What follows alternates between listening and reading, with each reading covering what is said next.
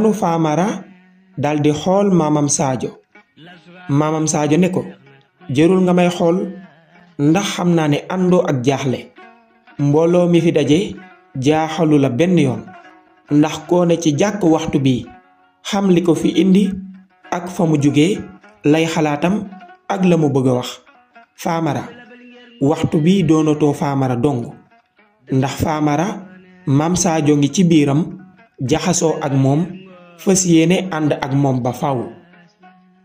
noonu maam Sadio dal ne ñokket jug taxaw mbooloo ma yépp ànd ak dal tëj seen gémmiñ.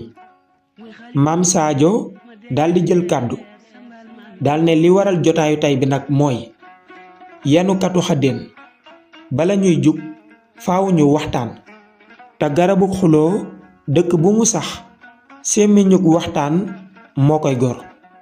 kon dama bëgg yéen ñépp ngeen teewlu surtout yow Famara nga diglu ma ak xel diglu ma ak bopp ma dindi kumpa bu bari ci sa bopp ba nga xam ne man sa maam Sadio lépp lu ma masaana def am na fu ma ko teg.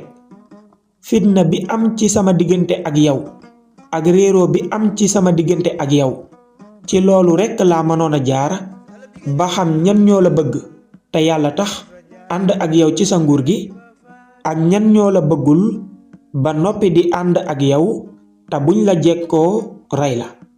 loolu nag ngir ma mënoon koo xool il faut que ma tàqalikoo ak yow nga dem ma dem ba noppi ma indi fitna bu rëy sama diggante ak yow. ba ma ko defee tam am naa ci ndam comme na ma ko bëggee ndax ñalaan ànd ak yow te yéenewuñ la jàmm féete nañ ci sama wet.